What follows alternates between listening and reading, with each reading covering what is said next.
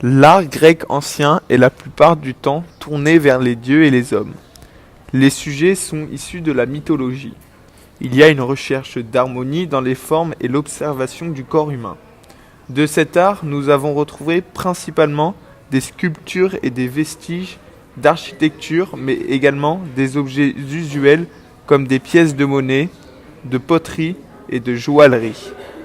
La peinture était considérée comme un des arts les plus nobles, mais elles ont été détruites avec le temps. Les poteries peintes donnent une idée de la qualité de la peinture grecque. La sculpture témoigne de l'intérêt de la civilisation grecque pour l'homme. Les dieux y sont représentés à l'image humaine. Les proportions, la musculature, les expressions sont très bien rendues jusqu'à donner une impression de vie. Elles étaient en couleur. La Vénus de Milo est une statue en marbre de 202 cm en hauteur de la déesse Aphrodite, déesse de l'amour, retrouvée sans ses bras dans l'île grecque de Milo en 1820. Créée vers 150-130 avant Jésus-Christ, son exposition au musée du Louvre en 1821 a fait sensation. Elle était la première statue venue de Grèce dans les collections et la première à être montrée incomplète. La statue est en marbre d'excellente qualité. Son corps était fabriqué à partir de 2 blocs superposés. Cette technique de fabrication s'est répandue en Asie mineure et dans les Cyclades. Elle permettait d'extraire des blocs de marbre moins importants, donc moins coûteux, que pour un corps entier. Les 2 blocs étaient fixés l'un à l'autre par 2 goujons de fer, implantés à l'intérieur de chaque hanche. Du côté de la hanche droite, au bloc supérieur, une pièce horizontale était découpée dès l'origine pour réparer un gros accident de marbre, dû sans doute à la proximité du tenon métallique. La céramique grecque.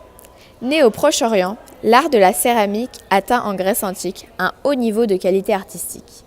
Il est également un témoignage majeur sur la vie et la culture des anciens Grecs. Même si cela ne représente probablement qu'une part infime de la production de l'époque, plus de 50 000 vases en provenance de la seule Athènes subsistent aujourd'hui. Les vases peints étaient principalement utilisés dans la vie quotidienne des familles les plus aisées, voire aristocratiques, dans le cadre du banquet ou pour la toilette. Certains étaient aussi choisis pour honorer les dieux ou les morts. Une céramique commune a été utilisée au quotidien. Elle fait l'objet de recherches de plus en plus approfondies. Ces céramiques peintes constituent la part la plus importante de la peinture de la Grèce antique actuellement conservée. La gamme de couleurs qui pouvait être utilisée sur des poteries était restreinte par les techniques de cuisson. Donc noir, blanc, rouge et jaune étaient les couleurs les plus courantes. On distingue 2 types de céramique. Les figures noires, plus anciennes, apparues vers 700 avant Jésus-Christ, et les figures rouges, plus récentes, inventées vers 530 avant Jésus-Christ. La fabrication des céramiques antiques. La fabrication d'une céramique nécessite des matériaux de base, de l'argile, de l'eau et du bois. Le potier travaille dans un atelier généralement proche des lieux d'approvisionnement.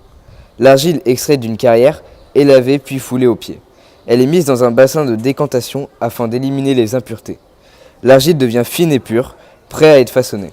À l'époque romaine, le façonnage du pot est réalisé par tournage ou par moulage.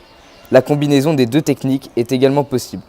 Le moule permet une production à grande échelle, tandis que l'utilisation du tour permet de réaliser des formes fermées, comme des cruches. Ensuite, le potier la reprend au tour pour réaliser la partie haute, le bord, et la partie basse, le fond. Pour finir, la céramique est engobée. L'usage du moule combiné avec l'usage du tour de potier permet une fabrication de céramique en très nombreux exemplaires. Le domaine artistique va beaucoup varier durant l'Antiquité. Nous pouvons constater que ces œuvres sont constituées de matériaux d'excellente qualité et leur conservation est quasi intacte. La céramique et la sculpture ne sont pas les seules formes artistiques de cette période. En effet, ce domaine est très vaste et il reste de nombreux éléments riches et variés à découvrir. Merci d'avoir écouté notre présentation. Et n'oubliez pas de nous laisser un pouce bleu.